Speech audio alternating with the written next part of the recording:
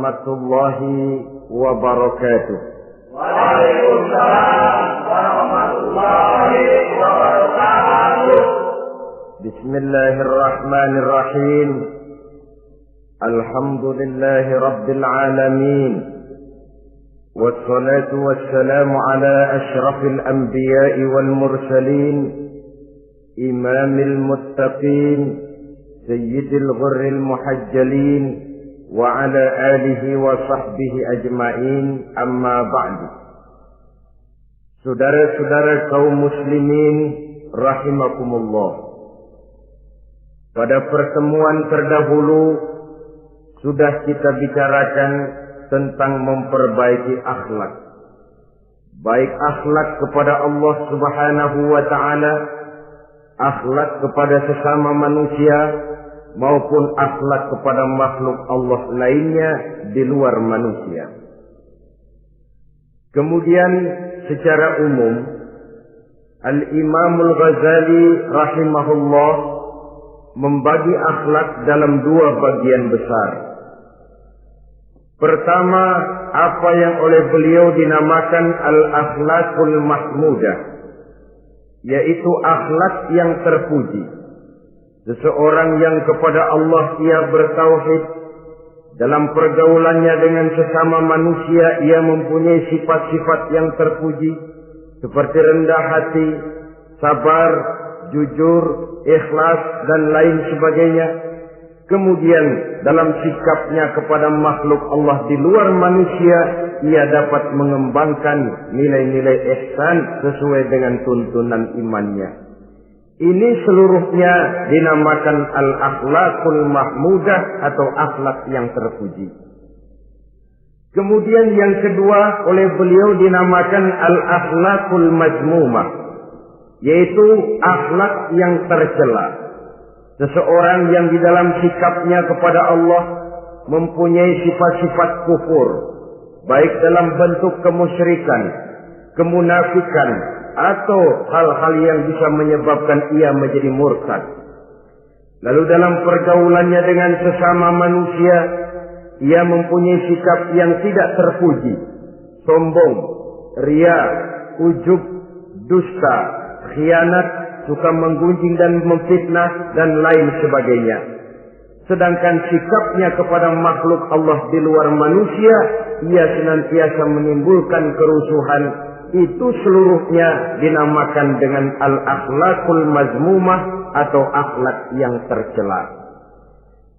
Untuk memperoleh akhlak yang baik, yang dalam bahasa populernya dinamakan al-akhlaqul karimah, para ulama sufi memberikan tuntunan. Pertama, melalui jalan yang disebut takhalli. Yang kedua, tahalli, dan hasilnya nanti akan membuahkan tajalli. Takhalli artinya mengosongkan diri dari segala macam sifat yang tercela. Sombongnya dibuang, riaknya dihilangkan, suka fitnahnya musnah, dustanya hilang. Itu semuanya dinamakan takhalli, mengosongkan diri dari seluruh sifat-sifat yang tercela. Apabila ini sudah berhasil dilaksanakan oleh seseorang, ia naik kepada tingkat yang selanjutnya dinamakan tahalli. Tahalli artinya menghiasi diri dengan seluruh sifat-sifat yang terpuji. Bila sombongnya hilang, berganti dengan tawadhu. Bila dustanya hilang, berganti dengan jujur. Bila khianatnya hilang, dihiasi hatinya dengan amanah, dan begitu selanjutnya. Hasil daripada tahalli, menghiasi diri dengan segala sifat-sifat yang terpuji, akan mengantarkan orang untuk sampai kepada tajalli, bisa menyaksikan kebesaran Allah Subhanahu wa ta'ala. Maka pada pertemuan kali ini kita akan mulai dengan yang pertama, takhalli, mengosongkan diri dari seluruh sifat-sifat yang tercela, menjauhkan diri dari semua akhlak-akhlak yang tidak baik. Dan pertemuan ini akan kita mulai dengan membicarakan dusta dan akibatnya. Saudara-saudara kaum muslimin rahimakumullah. Salah satu nikmat yang diberikan Allah kepada kita makhluk manusia dalam hidup ini adalah kemampuan untuk berkata-kata. Kemampuan menyalurkan hasrat hati dan keinginan jiwa melalui ucapan dengan bahasa sebagai alat komunikasi. Sehingga orang lalu berkata bahwa al-insan adalah hayawanun natiq. Manusia sebenarnya adalah binatang juga.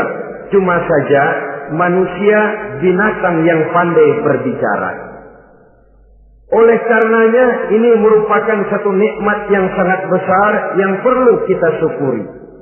Lidah bisa menempatkan seseorang pada posisi yang tinggi. Lidah juga bisa menempatkan orang pada posisi yang paling rendah. Karena lidahnya orang dipuji, karena lidahnya orang dicaci maki dan dicela. Pendeknya seperti kata pepatah, al-lisan saghirul jirmi azimul jurmi. Lidah itu walaupun kecil bentuknya tetapi besar akibatnya. Hampir sebagian besar dari kesulitan-kesulitan yang menimpa manusia pada mulanya disebabkan oleh lidahnya. Sehingga pepatah mengatakan salamatul insan fi hifdzil lisan. Manusia akan selamat apabila dia pandai menjaga lidahnya. Seperti orang kita bilang lidah tidak bertulang. Artinya bicara kadang-kadang demikian enak, bicara kadang-kadang demikian nikmat, tidak terasa akan membawa akibat yang tidak pernah kita perhitungkan sebelumnya. Oleh karenanya, salah satu yang menyebabkan manusia bisa turun nilai kemanusiaannya apabila dia telah mempergunakan lidahnya untuk suatu yang lazimnya kita namakan dusta. Apa sebenarnya dusta itu? Dikatakan al-kadzib huwa adamu mutabaqatil khabar lil waqi'. Dusta ialah tidak adanya persesuaian antara berita dengan kenyataan. Itu yang dinamakan dusta. Berita tidak sesuai dengan kenyataannya. Nah, bentuknya bisa mengada-ada, bisa menambah-nambah, ataupun mengurang-ngurang. Itu bentuk-bentuk daripada tidak sesuainya berita dengan kenyataan. Mengada-ada, yang tidak ada diada-adakan. Itu jelas merupakan dusta. Kemudian menambah-nambah. Beritanya sebenarnya cuma 1 meter, tapi disampaikan orang kepada kita 5 meter, yang 4 meter tambahan. Disitulah kemungkinan terjadinya penyusupan-penyusupan berupa dusta adanya. Ataupun mengurang-urang. Beritanya sebenarnya 8 meter, sampai ke kita cuma 2 meter. Yang 6 meter berita itu dikorup. Itu juga sudah bagian tersendiri daripada yang dinamakan dusta. Oleh karenanya kita harus berusaha. Pertama dari sifat mengada-ada. Yang tidak ada diada-adakan. Itu jelas dusta. Dan ini pekerjaan paling enak memang. Orang seakan-akan terpesona. Orang seakan-akan kagum. Padahal kita mengada-ada. Barang yang tidak ada diada-adakan. Rasul juga pernah, saudara-saudara. Tapi bernada seperti ini, namun jujur. Satu saat beliau sedang duduk, ada seorang perempuan mengendarai onta, sudah tua sekali ontaknya. Lalu Rasul bangun menegur orang tadi, "Bu, kenapa naik anak onta?" katanya. Perempuan ini bilang, "Ya Rasul, yang saya kendarai ini bukan anak onta, tapi biang onta." Begitu. "Iya, tapi dia punya ibu kan? Onta ini punya. Nah, kalau dia punya ibu kan artinya dia anak juga." "Ya memang. Nah, kalau begitu kan artinya ibu memang naik anak onta." "Lah ya iya kalau itu sih." Kelihatannya mengada-ada, tapi memang benar begitulah adanya. gurau untuk menghidupkan suasana, tapi tidak terlalu berlebih-lebihan. Yang kedua jenis daripada dusta itu menambah-nambah. Ini juga paling enak. Orang sering bilang, kalau kita ngirim duit, jangan harap kurang, jangan harap tambah. Tapi kalau kita ngirim berita, jangan harap kurang. Duit kita kirim kepada orang, jangan harap tambah. Kurang, jangan harap kurang. Atau jangan harap tambah, kurang bisa. Tapi kalau berita kita kirim kepada seseorang, jangan harap kurang itu berita, nambah bisa. Atau kemudian mengurang-urang, ini juga termasuk jenis daripada dusta. Baik mengada-ada atau menambah-nambah, kemudian mengurang-urangi, seluruhnya merupakan pekerjaan yang paling enak. Kita anggap sesuatu yang biasa, padahal akibatnya nanti akan menjadi luar biasa. Saudara-saudara kaum muslimin rahimakumullah. Apa bahaya dusta dalam kehidupan manusia? Pertama, bagi dirinya sendiri. Orang yang berdusta sebenarnya sudah membahayakan dirinya sendiri. Apa bahayanya? Pertama, ia akan dikucilkan dari pergaulan. Sekali dia berdusta, orang mungkin masih percaya. 2 kali dia berdusta, orang mungkin masih bisa mentolerir. 3 kali dia berdusta, orang ngecap. Ini memang udah wataknya nih. Hobi dah kalau begini. Akhirnya dia dikucilkan dari pergaulan. Lain hari, walaupun dia serius bicara, orang nggak lagi nanggapin sebagaimana yang semestinya. Dikucilkan dari pergaulan. Akibat apa? Akibat dari dusta yang dilakukannya. Akan merugikan dirinya sendiri. Ada satu cerita, saudara. Seorang pengembala kambing sedang mengembalakan kambing di tanah lapang. Satu hari iseng dia sendirian. Ini orang kampung pengen tahu dibohongin. Teriak dia, tolong ada serigala, ada serigala. Mendengar teriakan ini karuan, satu kampung orang nyaris keluar semua. Yang bawa pentungan, yang bawa golok, yang bawa pisau. Mana serigalanya mana? Ini pengembala tadi nyengir. Kagak ada. Gua bohongin lo. Sudah, pulanglah orang kampung ini. Sekali, besoknya begitu lagi. Keluar lagi orang kampung, ternyata juga tidak ada serigala. Pada hari yang ketiga, serigalanya benar-benar datang. Si pengembala tadi pucat, lalu teriak-teriak, tolong ada serigala datang. Nah orang kampung udah nandain. 2 kali kita dibohongin, ini paling dia bohong lagi. Satu pun tidak ada orang kampung yang keluar untuk menolong. Akhirnya kambingnya habis dimakan oleh serigala. Yang rugi dirinya sendiri. 1 kali dia bohong, orang percaya mungkin. 2 kali dia bohong, orang masih tolerir. 3 kali dia bohong, orang nandain. Terkucil dari pergaulan akibat daripada perbuatan dusta. Oleh karenanya saya yakin tidak seorang pun di antara kita yang suka berteman dengan seorang pendusta. Karena apa?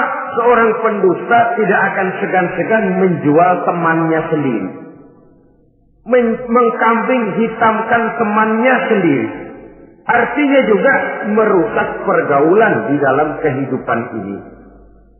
Penyakit yang bahaya yang kedua bagi diri orang yang berdusta itu sendiri, sifat dusta menyuburkan watak munafik. Nabi bersabda, ayatul munafiki salatun. Tanda-tanda orang munafik itu ada 3. Tandanya, biasanya kalau tandanya ada, ya munafiknya insya Allah ada. Apa tanda orang munafik itu? Pertama, iza haddatsa kadzdzaba. Apabila berbicara selalu bohong. Belum pernah kalau bicara enggak bohong. Bohong itu sudah jadi lalapnya. Artinya enggak sumbrah ngomong kalau enggak dicampuri bohong. Seperti kurang enak makan kalau tidak pakai lalap. Ada saja bohong yang dibuat-buatnya. Ini ciri atau tanda daripada orang-orang munafik. Apabila berbicara selalu berdusta. Satu. Yang kedua, wa iza wa'ada akhlafa. Apabila berjanji dia selalu ingkar. Selalu ingkar tanpa uzur yang dibenarkan oleh syar'i, itu termasuk ciri daripada orang-orang munafik. Karena itu kita oleh agama diajarkan jangan memastikan sesuatu. Pernah Rasulullah ditegur oleh Allah Subhanahu wa taala ketika datang orang bertanya, "Ya Rasul, Ashabul Kahfi itu sebenarnya berapa orang jumlahnya?" Ada yang bilang 5 orang, 6 dengan anjingnya. Ada yang bilang 6 orang, 7 dengan anjingnya. Ada yang bilang 8 orang, 9 dengan anjingnya. Yang benar yang mana Rasul? Rasul menjawab, besok. Jawabannya besok. Kenapa Rasul berani mengatakan jawabannya besok? Sebab beliau ngandelin. Biasanya kalau ada pertanyaan dari umat, lalu turun wahyu sebagai jawaban atas pertanyaan tadi. Sudah. Besoknya dari pagi Rasul nunggu wahyu turun. Enggak turun. Besok nunggu lagi. Enggak turun juga. Bingung. Sekali turun malah negur beliau. Wala taqulanna li syai'in inni fa'ilu dzalika ghadan illa ayyasha Allah. Kalau belum apa-apa Muhammad jangan berani ngeduluin. Besok. Semuanya hanya bisa terjadi dengan izin Allah. Illa ayyasha Allah. Oleh sebab itu harus diawali dengan insya Allah. Insya Allah besok saya pasti datang. Insya Allah ya karena kita beriman kepada Allah. Kepastian di tangan Allah. Pastinya karena kita memang berniat benar ingin datang. Kita kadang-kadang insya Allah ini jadi lalap sih. Asal dia bilang insya Allah udah tulen kagak mau dah. Besok ya, insya Allah enggak ya. Ini salah kaprahnya kita, saudara-saudara. Yang ketiga, ciri daripada orang munafik itu wa iza tumina khana. Apabila dipercaya ia selalu berkhianat. Tidak pandai menjaga amanah dalam kehidupan ini. Tidak boleh mendapat satu kepercayaan lalu dikhianatinya kepercayaan itu. Maka jangan lupa bahwa kita diberikan lidah, kita diharuskan memelihara lidah. Dengan apa? Menjaganya daripada sifat-sifat dusta. Apabila berjanji, kita berusaha menepati. Apabila dipercaya, kita berusaha menjaga amanah. Kenapa? Mencari kepercayaan itu sulit, saudara. Tetapi memelihara kepercayaan itu jauh lebih sulit. Apalagi kalau yang bernama rahasia. Rahasia itu memang selama masih ada dalam hati. Kalau sudah kita bicarakan kepada orang lain, itu sudah bukan rahasia lagi sifatnya. Memang sih pada mulanya kita bisa ngomong. Nih gue ngomong begini nih sama lu doang nih. Lu jangan ngomong-ngomong sama yang lain ya. Nanti yang kita ajak ngomong lagi sama orang lain. Nih sama lu doang nih. Jangan ngomong-ngomong sama yang lain. Akhirnya kan terus sampai walaupun setiap kali ngomong mesti cuman malu doang nih ya. Tapi akhirnya tuh beritanya jadi merata menjalar. Kenapa? Rahasia adalah apa yang ada di dalam hati. Jikalau sudah kita bicarakan kepada orang, sudah bukan rahasia lagi namanya. Apalagi sifat manusia. Kalau dia lagi seneng sama kita, jangankan perbuatan kita yang baik, perbuatan kita yang salah pun masih dibenarkannya juga. Tapi kalau dia sudah jengkel sama kita, jangankan kita main judi, kita ngaji masih salah. Itu kalau orang sudah nggak senang itu ya begitu. Dia benci sama kita. Jangankan kita main judi, kita baca Quran masih salah. Tapi kalau dia senang sama kita, hampir matanya itu hilang dari penilaian-penilaian yang objektif. Oleh karenanya sifat dusta menyuburkan sifat kemunafikan di dalam diri seseorang. Yang diantara tandanya tadi, iza haddasa kazaba. Apabila berbicara, ia selalu berdusta. Kemudian bahaya yang ketiga, orang yang selalu berdusta jauh dari ketenangan. Sebab apa? Pada saat kita mendustai seseorang, orang itu mungkin percaya. Tapi makin dia percaya, makin tersiksa batin kita. Kenapa? Hati kita sendiri ngomong, lu percaya kok gue bohongin? Kita sendiri tahu bahwa kita bohong. Itu yang menyiksa batin. Jauh dari ketenangan. Apalagi akan timbul satu sifat was-was. Ntar dia tahu. Bagaimana kalau rahasia ketahuan? Bagaimana kalau dia tahu saya bohong? Ini akan menyebabkan seseorang jauh dari ketenangan hidup. Makin rajin dia berdusta, makin tersiksa jiwanya. Lain kalau hatinya sudah mati. Dusta memang sudah jadi profesinya, kebiasaannya. Tidak merasa menyesal, tidak merasa berbuat salah. Dusta itu sudah jadi hobi. Sehingga enak saja. Hati sudah jadi mati kalau sudah begitu. Dan sepanjang hati sudah jadi mati, itulah yang paling kita khawatirkan. Artinya nilai kita adalah bangkai berjalan dalam pandangan Allah Subhanahu wa ta'ala. Saudara-saudara kaum muslimin rahimakumullah. Oleh karenanya membahayakan diri sendiri dusta itu. Yang kedua, berbahaya bagi masyarakat banyak. Tentu saja apabila status sosial kita tinggi, makin luas akibat daripada kedustaan kita. Seorang kepala rumah tangga yang berdusta, seluruh keluarganya jadi rugi. Seorang kepala kampung yang berdusta, rakyat sekampungnya rugi.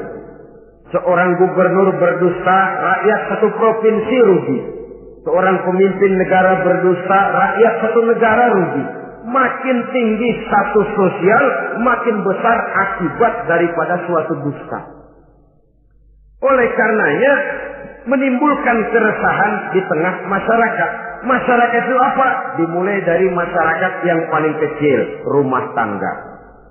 Kalau satu rumah tangga sudah diwarnai oleh sesuatu yang bernama dusta, maka ketenangan, ketentraman, kebahagiaan rasanya akan sulit terwujud di dalam rumah tangga itu sendiri. Seorang istri apabila sudah pandai mendustakan suaminya, maka itu sudah berarti memulai keresakan dalam kehidupan rumah tangga, menimbulkan benih-benih ketidakpercayaan. Apabila seorang suami sudah mulai mempunyai titik ketidakpercayaan kepada istrinya lagi, itu sudah menandakan retaknya basis kehidupan rumah tangga. Istri yang mendustakan suaminya, umpamanya diberikan nafkah, lalu mestinya sebenarnya sudah diperhitungkan cukup, uang masih ada, dikatakannya habis, dan lain sebagainya. Akibatnya nanti si suami mikir-mikir, kan menurut perhitungan duit masih cukup, kenapa sudah habis? Nah, oleh karena istrinya tidak jujur, suaminya juga mulai berusaha tidak jujur lagi. Mendapat penghasilan besar, mengaku sedikit. Kalau sudah begitu, saling dusta mendustai pun sudah dimulai. Nanti akan terus meresap kepada kehidupan daripada anak-anak sebagai anggota di dalam rumah tangga kita. Saudara-saudara, oleh karenanya rumah tangga bisa saja berantakan, menjadi kacau, baik karena dusta istri, dusta suami, dusta anak, atau dusta orang lain menyulut dan mengganggu rumah tangga kita. Suaminya lagi enak-enak duduk di depan rumah, datang laporan. Kamu kok tenang saja di rumah? Memangnya kenapa? Istrimu, waduh. Ya memang kenapa istri? Waduh. Itu tadi naik bajai berdua. Kamu orang laki. Ya memang supir bajai, masa dia sendiri. Tapi kalau berita ini digunting, dikat sampai di situ, kan nanti ini sudah menimbulkan suami mendengar istrinya naik bajai berdua dengan orang laki, tentu marah. Pulang istrinya sudah payah-payah dari pasar, dicaci maki dan lain sebagainya. Apa ini? Akibat dari omongan dari lidah yang memang kecil dan tidak bertulang itu, tapi sungguh sangat besar akibatnya. Kemudian juga pergaulan. Berapa banyak saudara jauh dari saudaranya, teman berpisah dengan temannya, tetangga marah dengan tetangganya akibat daripada perbuatan lidah, daripada ucapan lidah ini. Akibat daripada yang bernama dusta ini. Oleh karenanya, saudara-saudara, dusta pun merusak pergaulan. Kemudian usaha. Satu kali kita berdusta, mungkin usaha mendatangkan untung. 2 kali kita berdusta, masih bisa mendatangkan untung. 3 kali kita berdusta, orang akhirnya akan mengadakan perbandingan. Jadi kadang-kadang dalam usaha, dalam dagang, dusta juga bisa jadi lalat. Orang nawar dagangan kita, berapa harganya bang? 500. 300 ya, tadi ada yang nawar 400, saya nggak jual. Padahal kagak ada yang nawar. Dia buat sedemikian rupa. Atau kadang-kadang tidak segan-segan memakai sumpah untuk membela kebohongannya. Ya, walaupun sebenarnya bukan sumpah, karena sumpah itu harus dengan lafzul jalalah, wallahi atau billahi atau demi Allah. Kadang-kadang dengan kata-kata yang kasar. Modalnya cuma 500. Tapi ketika ditawar orang, yang bener aja nawar bu. Padahal ini saya beli modalnya aja 700 perak, biar mampus nih. Dia beli cuma 500, ngaku modalnya 700 pakai biar mampus lagi. Saudara hadirin yang saya hormati, sepintas mungkin orang percaya, mungkin orang yang tergerak untuk membeli, tapi kemudian keuntungan yang didapat dengan jalan berdusta itu bisakah membawa berkah dalam kehidupan kita? Rasanya tidak. Dan kalau sudah tidak membawa berkah, maka itu keuntungan itu tidak lagi akan mendatangkan ketenangan di dalam kehidupan. Oleh karenanya menjaga lidah ini memang berat. Sehingga dalam satu hadis lain Nabi bersabda, al-jannatu mustaqatun ila arba'ati nafar.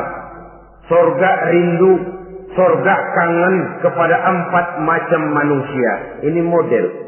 Biasanya manusia yang kepengen benar masuk surga, ini malah surganya yang rindu, kangen benar kepengen dimasuki oleh 4 macam manusia. Siapa mereka? Pertama, saliyil Quran. Orang yang gemar, hobi membaca Al-Quranul Karim. Orang yang gemar membaca Al-Quran dirindukan oleh surga. Apa membaca sekedar membaca? Ya, membaca Quran kan beribadah, dari sebab membaca itu mengerti atau tidak mengerti artinya. Tapi jangan lupa, membaca adalah alat agar kita mengerti. Mengerti adalah sarana agar kita bisa mengamalkan dengan baik. Itu maksudnya. Baca Al-Quran agar kamu mengerti isinya. Kalau sudah kamu mengerti isinya, kamu bisa mengamalkannya dengan baik. Jadi sungguh pun yang dimaksud di sini adalah orang yang gemar membaca Al-Quran, tapi prosesnya setelah membaca, orang mengerti. Sebab orang hanya bisa mengerti kalau dia sudah membaca. Kemudian apabila mengerti, dia terdorong untuk mengamalkan. Tahlil Quran bukan hanya orang yang sekedar gemar membaca Al-Quran, tapi juga yang membawa gaya hidup yang Qurani. Saudara-saudara kaum muslimin rahimakumullah, tahlil Quran, orang yang gemar membaca Al-Quran dirindukan oleh surga. Yang kedua, wa mut'imil ji'an, orang yang memberi makan orang yang kelaparan. Nabi memberikan anjuran sangat. Siapa yang ingin dekat dengan aku di hari akhirat nanti, bersahabatlah ia dengan yatim, dengan piatu, dengan janda-janda tua yang miskin, perlu uluran tangan, mereka yang hidup di bawah garis kemiskinan. Bila diberikan kelebihan rizki oleh Allah, bersahabatlah dengan orang yang tidak mampu. Mut'imil ji'an, orang yang memberi makan orang kelaparan dirindukan oleh surga. Saudara-saudara kaum muslimin rahimakumullah, demikian besar perhatian Islam terhadap kepekaan sosial, terhadap kesetiakawanan sosial ini, sampai dalam ayat Al-Quran dijelaskan oleh Allah Subhanahu wa ta'ala, ara'aita allazi yukadzibu bid-din fadzalika allazi yad'u al-yatim wa la yahuddu ala ta'amil miskin. Tahukah kamu, kata Allah, siapa orang-orang yang mendustakan agama, beragama tapi dianggap mendustakan agama? Kalau sudah dianggap mendustakan agama, artinya imannya dusta, dia sholatnya dusta, dia puasanya dusta. Siapa mereka itu? Fadzalikal ladzi yad'ul yatim. Mereka orang-orang yang meninggalkan, menyia-nyiakan anak-anak yatim, wala yahuddu ala ta'amil miskin, dan tidak memerintahkan untuk memberi makan kepada orang-orang miskin. Kepada yatim kejam, sadis, tidak punya kemanusiaan sama sekali. Maka mungkin kita yang rajin sholat, mungkin kita yang sudah 4-5 kali berhaji, bisa saja terhalang masuk surga. Karena di sebelah rumah kita ada anak yatim piatu, merintih kelaparan, menggigil kedinginan. Kita tahu, kita mampu, dan kita diam saja tidak mau memberikan pertolongan. Itu yang mungkin bisa menghalangi kita untuk sampai ke surga. Oleh karenanya, salah satu jenis manusia yang dirindukan oleh surga, mut'imil ji'an, orang yang memberi makan orang yang kelaparan. Yang ketiga, orang yang dirindukan oleh surga, wasa'imina fi Ramadan, orang yang melaksanakan ibadah puasa di bulan suci Ramadan. Dan yang keempat, ini yang ada kaitannya dengan masalah kita, wa hafizil lisan. Salah satu manusia yang dirindukan oleh surga ialah orang yang pandai menjaga lidahnya. Artinya dia bisa menempatkan diri, kapan waktunya bicara, kapan waktunya diam. Orang bilang memang kalau bicara itu perak, diam itu emas. Maksudnya diam lebih berharga daripada bicara. Tapi orang memang harus pandai menempatkan diri. Artinya tahu kapan waktunya bicara, kapan mestinya diam. Kalau waktu diam dia bicara, namanya dia tidak tahu diri. Kalau harus bicara dia diam, dia namanya juga tidak mau menyampaikan sesuatu yang seharusnya dia sampaikan. Sama saja ada orang bilang sedikit bicara banyak bekerja. Sebenarnya harus seimbang. Banyak bicara harus banyak bekerja. Biasanya kalau sedikit bicara banyak bekerja itu dua kemungkinan. Kalau nggak main catur, maling. Yang namanya maling bicaranya sedikit. Maling buka jendela lalu berbisik sama temennya, udah tidur. Ngomongnya segitu, selebihnya dia kerja serapi-rapinya. Sebaliknya, banyak bicara, sedikit kerja, bahkan nggak pernah kerja, orang gila. Coba saya lihat orang gila, ngomong melulu, kerjanya nggak ada. Jadi oleh karena itu memang harus seimbang. Pendeknya kita harus tahu kapan mesti bicara, kapan mesti diam. Kalau menghadapi kebatilan kita diam, kata Nabi, as-sakitu 'alal batil syaitanun asraf. Orang yang diam menghadapi kebatilan, setan gagu. Masya Allah, saudara-saudara. Ada munkarat, ada maksiat, ada kebatilan, ada kezaliman. Dia diam, tidak mau menyampaikan yang benar. Itu setan gagu. Sehingga dikatakan, qulil haqqa walau kana murran. Sampaikan, katakan yang benar walaupun pahit. Dan memang menyampaikan kebenaran bukan main pahitnya. Bukan main getirnya, banyak resikonya. Tapi ini sesuatu yang harus kita sampaikan. Sebab kata Nabi tadi, orang yang diam menghadapi satu kebatilan sama saja dengan setan gagu. Orang yang pandai menjaga lidahnya dirindukan oleh surga. Dan ini walaupun kelihatannya pekerjaan ringan, kecil, berat, saudara-saudara. Bahkan diceritakan Nabi Ibrahim itu pernah nangis di hadapan Allah Subhanahu wa Ta'ala. Ketika ditegur, ditanya, kenapa kamu menangis Ibrahim? Saya ini seumur hidup pernah 3 kali berdusta, ya Allah. Bagaimana saya tidak bingung mempertanggungjawabkan ini di hadapanmu? Nabi Ibrahim seumur hidup 3 kali bohong, bingung, nangis. Kita sehari 16 kali bohong, nyengir aja. Nggak ada bingungnya, emang hobi. Kalau nggak bohong, puyeng palanya. Tiap hari selalu mencari sasaran. Siapa lagi gue bohongin nih? Saudara-saudara kaum muslimin rahimakumullah. Kelihatannya pekerjaan ini kecil, ringan, tapi sungguh berat. Mengerem lidah, menjaga lidah daripada perbuatan ucapan-ucapan yang tidak mengandung manfaat, apatah lagi sampai bersifat dusta dan membahayakan orang lain. Oleh karenanya, dusta ini, kalau dalam agama, berdusta dalam agama, biasanya munafik. Mulutnya beragama, tapi hatinya kafir. Jelas itu munafik. Itu dusta juga. Dusta yang membawa kita kepada dosa kelas kasab. Ya kalau kita mendustai teman, memang dosa. Dosa yang nilainya tidak sebesar kalau kita mendustai agama. Tapi sungguh pun demikian, dosa kecil-kecil juga kalau ditumpuk banyak juga.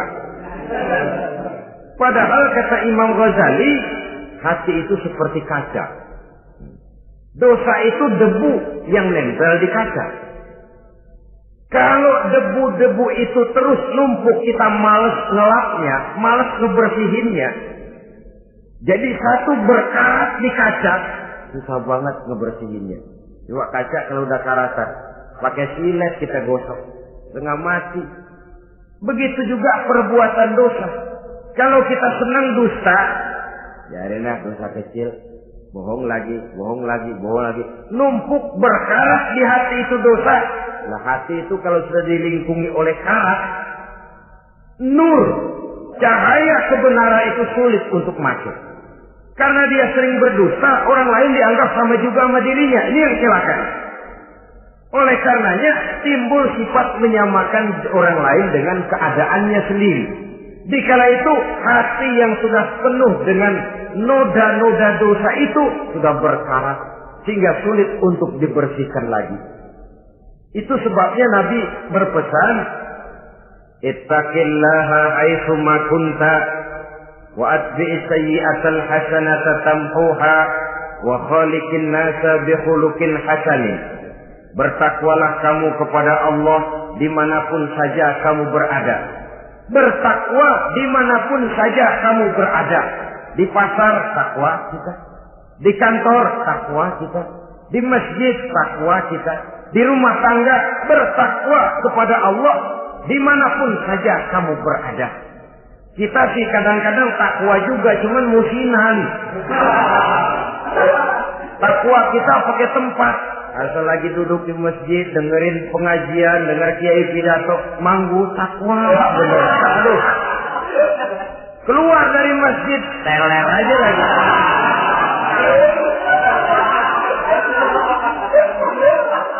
Takwa juga kita cuma pakai tempat. Nabi pesan dimanapun kamu berada, ittaqillah haitsu ma kunta. Bertakwalah kepada Allah dimanapun saja kamu berada. Wa atbi'i sayyi'atal hasanah tamhuha.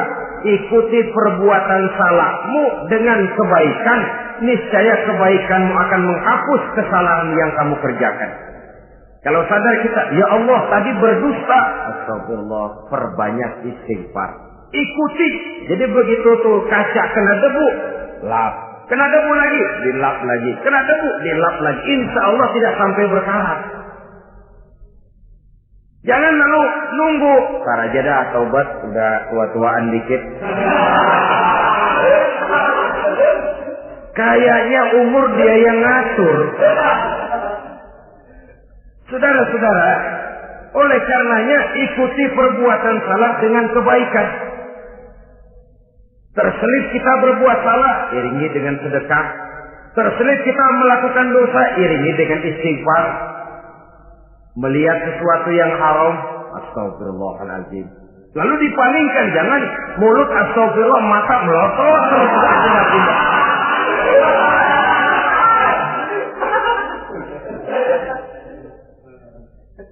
Wa khaliqin nasa bi khuluqin hasanin, dan bergaulah dengan manusia mempergunakan akhlak yang baik.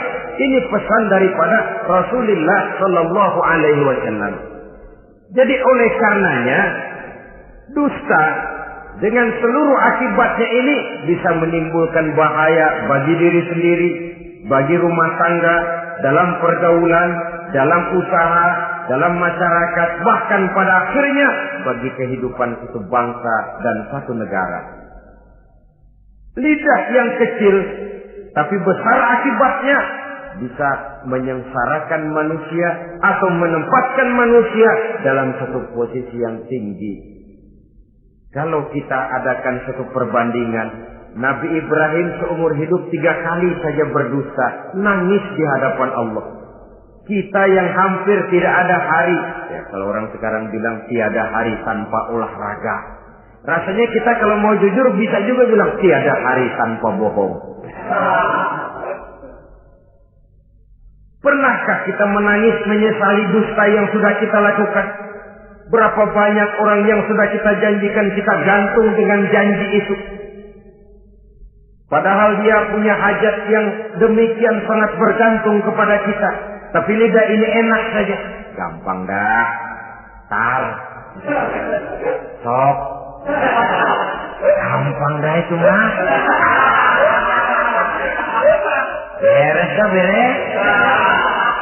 Enggak ada yang enggak beres. Semuanya kalau lidah kita beres, gampang, ntar, besok, enak, endah aja dah.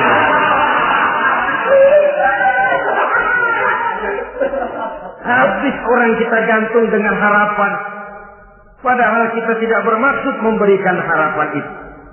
Sementara kita melangkah melenggang dengan senyum, sedang orang lain menggerutu. Saudara-saudara kaum muslimin rahimakumullah, ini pada gilirannya akan kembali penyakitnya kepada diri kita juga. Menyuburkan watak munafik, mengucilkan kita dalam pergaulan, dan menjauhkan kita daripada ketenangan hidup. Karenanya dusta memang berbahaya.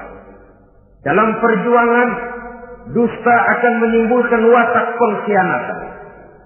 Dusta juga bisa menyebabkan munculnya musuh-musuh dalam selimut, yang pura-pura berteriak membantu perjuangan tapi di belakang mencari titik kelemahan kita. Oleh karenanya, mencari teman yang bisa diajak tertawa itu gampang. Mencari teman yang mau diajak menangis itu sulit. Mencari teman yang mau diajak nyanyi banyak. Tapi mencari teman yang mau diajak berkeluh kesah itu yang langka. Oleh karenanya, di dalam kehidupan ini untuk menjaga lingkungan pergaulan, mari kita berusaha untuk menjaga lidah dengan sebaik-baiknya. Nah, apa semua bohong tidak boleh? Ada bohong yang ditolerir. Di antaranya kata Nabi, salasun laisa minal kadzab. Ada 3 macam bohong yang tidak dianggap bohong. Bohong tapi tidak dianggap bohong. Dusta tapi tidak berdosa. Kalau memang harus bohong, carilah bohong yang tidak dosa. Bahkan insya Allah ada pahalanya kalau kita ikhlas. Apa itu? Pertama, hadisul rajulu limar'atihi au hadisul mar'atu li zaujiha. Bohongnya seorang suami untuk menyenangkan hati istrinya. Gak apa-apa. Untuk menyenangkan hati istrinya. Misalnya, suami pulang dari kantor, perutnya lapar. Begitu makan, nyobain sayur, asinnya luar negeri.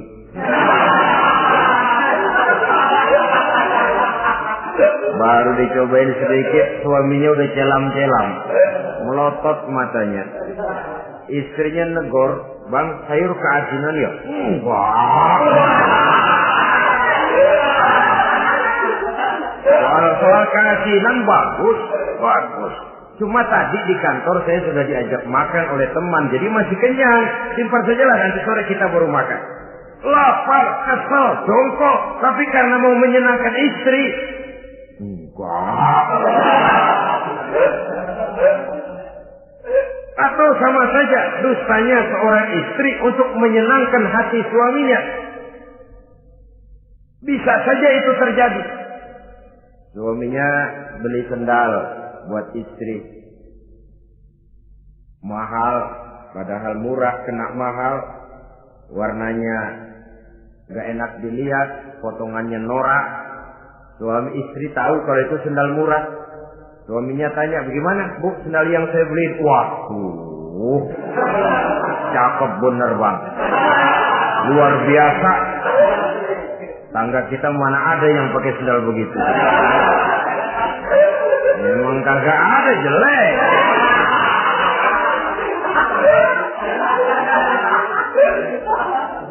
Tapi kalau waktu itu istrinya jujur, malah akan bisa menimbulkan keretakan. Bohong seperti ini termasuk bohong yang bisa ditolerir. Untuk menyenangkan hati istrinya atau untuk menyenangkan hati suaminya. Tapi lalu jangan dieksploitir. Jangan dieksploitir dalam arti untuk menutupi untuk menutupi perbuatan salahnya lalu berdusta. Menutupi perbuatan salahnya, itu yang tidak boleh. Sebab bagaimanapun ditutupi perbuatan salah, toh akhirnya akan naik juga ke permukaan. Yang kedua, al-kadzib li islahi zatil bain. Dusta untuk mendamaikan dua orang yang sedang berselisih. Itu boleh. Malah Raja Iblis, kalau ada dua orang yang sedang berselisih, marahan kita jadi tukang sulut, tukang ngipasin. Datang ke sana ngipasin, datang kemari ngipasin. Tidak mendamaikan. A marah sama B. Datang kita sama A katanya kamu marahan sama B. Ya itu B kurang aja. Enggak begitu. Saya kemarin ketemu di si B, dia bilang kangen sama sampean, pengen ngobrol sama-sama. Padahal B enggak pernah ngomong apa-apa. Dia bohong, dia olah sedemikian rupa supaya orang yang berselisih jadi damai. Itu bohong yang berpahala malah. Yang ketiga, bohong untuk menyelamatkan jiwa seseorang. Itu boleh. Ada orang mau membunuh, PKI nyari ustadz. Nah, kamu tahu rumahnya Ustadz Ano? Kamu tahu? Tahu, Pak. Gimana? Bapak mau apa? Mau saya bunuh dia, kurang ajar. Oh, orangnya nggak ada, Pak. Kemana? Nggak tahu, keluar negeri, keluarnya lagi kali dah. Jauh. Padahal orangnya ada di dalam. Tapi dia berdusta untuk menyelamatkan jiwa orang yang sedang terancam. Itu malah boleh. Bukan saja boleh, berpahala. Malah berdosa kalau waktu itu dia jujur. Mau cari ustadz buat apa, Pak? Mau saya bunuh. Ada, Pak, di dalam. Ada.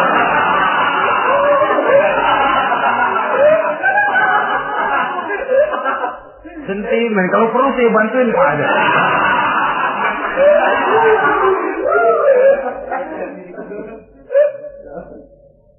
Hanya jenis bohong-bohong seperti ini yang bisa ditolerir. Itu akibat di dunia, saudara. Kita sudah bisa terkucil dari pergaulan, retak rumah tangga, usaha mengalami kebuntuan, masyarakat mengalami keresahan akibat dusta. Di akhirat nanti, na'udzubillah, summa na'udzubillah. Kita baca dalam riwayat Mi'raj, Rasul melihat orang yang lidahnya menyengser ke tanah, digunting, putus, bersambung lagi, digunting lagi, putus lagi, bersambung lagi. Kadang dituangi dengan coran api neraka. Na'udzubillah, coran neraka. Kita nginjak puntung aja lompat.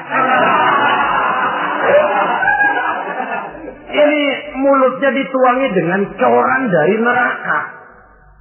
Innalillahi wa inna ilaihi raji'un. Iya, tapi kalau dituangi coran begitu dari neraka kan terus mati sekaligus. Iya, kalau terus mati lumayan. Neraka itu kata Quran, kullama nadijat juluduhum badalnahum juludan ghairaha liyazuqul azab. Tiap kali hancur kulitnya, kami buatkan kulit yang baru. Diazab lagi, hancur lagi, dibuatkan lagi. Untuk apa begitu? Liyazuqul azab, biar dia rasain. Kalau sekali kemplang mati mah enak. Pokoknya diazab di neraka, digejrot, mati, selesai. Lumayan. Ini nggak ada matinya. Penyet, bangun lagi, kemplang lagi, persis salam cemen.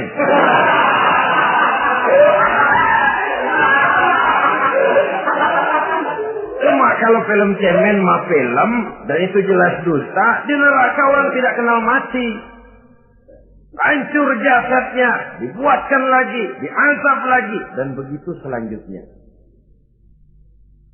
Jangan lalu berhitung. Kalau dosanya kebanyakan kan malaikat Malik gemes, ntar dilemparin ke neraka, kelebihan lewat. Jadi nggak mampir di neraka. Ya nggak mungkin, saudara-saudara. Tiap kali hancur kulitnya, diganti dengan kulit yang baru. Untuk apa itu? Liyazuqul azab. Biar dia rasakan benar azab itu. Allahu Akbar. Sudah di dunia dia mendapat akibat yang sedemikian rupa dan punya akibat buat yang lain. Di akhirat nanti dia akan menanggung azab. Apalagi kalau dustanya sampai membuka aib saudaranya sendiri. Dusta untuk menelanjangi orang lain. Logikanya saja, kalau ada teman kita atau aurat kita terbuka, kita harus menutup. Muslim dengan muslim seperti satu badan. Bila yang satu sakit, yang lain ikut merasa sakit. Bila yang satu tercela, yang lain ikut merasa tercela. Dikala itu, kita harus justru menutupi aib orang lain. Malahan Nabi mengatakan, siapa yang menutupi aib saudaranya di dunia ini, saudaranya muslim, Allah akan menutupi aibnya di akhirat nanti. Kita kadang-kadang bukan nutupin sih, malah ngorek-ngorek. Kadang-kadang nggak tahu aja belaga tahu. Ya, gue denger anak. Banyakan dia nipasinnya. Saudara-saudara kaum muslimin rahimakumullah. Begitu lidah yang suka berdusta digunting dari gunting api neraka, terpotong dibulatkan lagi, terpotong dibuatkan lagi, tidak henti-hentinya sampai kepada hari akhirat nanti. Karena itu berlindung kita kepada Allah.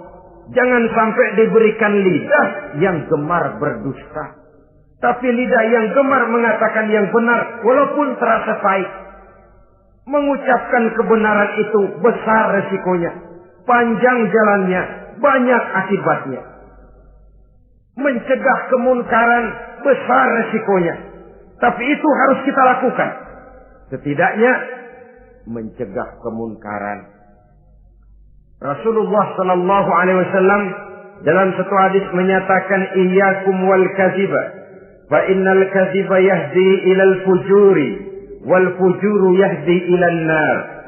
Hati-hatilah kamu daripada sifat dusta, sebab sesungguhnya dusta membawa kepada perbuatan durjana dan perbuatan durjana menggiring orang kepada neraka. Mula-mula memang ucapan, dari ucapan orang melangkah kepada perbuatan, dan perbuatan itulah yang akan jadi penilaian Allah. Jikalau baik, dia akan menyebabkan kita ke surga. Jikalau tidak baik, perbuatan kita jugalah yang akan menjerumuskan kita ke dalam neraka. Dimulai dari suka berdusta. Akibat lidahnya gemar berdusta, perbuatannya pun merupakan perbuatan dusta. Suka pura-pura, mental munafik. Artinya hilang sifat kejujuran dalam dirinya. Apabila ini sudah melembaga dalam kehidupan seseorang, sulit dia melepaskan diri dari cengkraman dusta itu sendiri. Untuk jangka pendek di dunia ini maupun jangka panjang di akhirat nanti, dusta hanya akan membawa malapetaka bagi diri yang bersangkutan dan juga bagi orang lain. Benar kalau tadi pepatah mengatakan salamatul insan fi hifdzil lisan. Bahkan ada yang bilang kalau lidah lukai hati, kalau pedang lukai tubuh, masihkan ada harapan sembuh. Kalau lidah lukai hati, kemana obat hendak dicari? Kita tampar orang dengan tangan 2-3 hari, 2-3 jam bahkan sudah hilang bekas tamparan itu. Tapi kita tampar orang dengan lidah, dengan ucapan, seumur hidup dia akan tetap ingat. Kita bohongi orang, kapan ketemu dia ingat nih, dia nih. Nih yang kerjanya bohongin melulu. Gimana aja ada bohongnya. Kalau sudah dicap sebagai pendusta, kita memang nggak tahu, tapi tiap kita jalan orang iringi perjalanan kita. Pembohong, pembohong. Saudara, masyarakat ini punya hukum yang tidak tertulis, tapi lebih kuat dan lebih kejam daripada hukum yang tertulis. Sehingga lalu orang mengatakan sekali arang tercoreng di dahi, seumur hidup orang tak percaya. Ini artinya hukum masyarakat itu lebih kejam daripada hukum yang tertulis. Sekali kita dicap sebagai pendusta, lain kali kita mau benar-benar banget juga. Aku benar-benar banget ini, sumpah dah. Alah, sumpah lo udah lalap dah, udah laku. Ya Allah, kita sumpah pun orang gak percaya. Ya kalau binatang kita pegang ekornya barangkali. Tapi kalau orang jelas omongannya yang kita pegang. Nah kalau omongannya sudah nggak bisa dipegang, apanya lagi yang kita harapkan? Oleh karenanya saudara-saudara, lidah yang kecil bentuknya tapi besar akibatnya ini harus diisi dengan nilai-nilai iman. Lidah yang sudah dimasuki nilai iman akan berat untuk berdusta, berat untuk memfitnah, berat untuk menggunjing, ringan untuk mengucapkan yang baik, ringan untuk zikrullah, ringan untuk baca Quran, ringan untuk musyawarah terhadap hal-hal yang baik. Lidah yang ada imannya, aduh berat saja kalau sudah memfitnah orang, berat kalau harus menggunjing orang. Tapi lidah yang belum ada imannya, nyelonong saja. Licin kalau diajak fitnah, licin kalau diajak ngata-ngatain orang, licin kalau diajak mengadu domba orang lain. Dan ini akan berakibat nantinya timbulnya keretakan, keresahan sejak dari pribadi, rumah tangga, masyarakat luas. Akibat apa? Dusta. Dari sekian dusta yang paling kita khawatirkan adalah kalau kita sampai dicap oleh Allah sebagai pendusta agama. Beragama tapi dianggap pendusta. Agama sekedar lipstik, agama sekedar dekorasi, agama sekedar penghias kartu tanda penduduk, tapi hidup jauh dari tuntunan nilai-nilai agama. Pendusta-pendusta agama semacam ini pada gilirannya akan terkena penyakit yang disebut munafik. Iman lidahnya tapi kufur hatinya. Islam ucapannya tapi kufur perbuatannya. Nah, ini resikonya sangat besar. Adapun dusta-dusta kepada orang lain, dosa ya dosa, tapi dosa yang mudah untuk bertaubat. Kalau saya katakan mudah untuk bertobat, saya bukan merangsang kita untuk berdusta, bukan. Tetapi jangan lupa seperti saya katakan tadi, bagaimanapun ringannya satu dosa, kalau ditumpuk dan ditumpuk, dia akan berurat, berakar dan berkarat di hati kita. Dan bukankah hati itu merupakan cerminan dari seluruh panca indera warahmat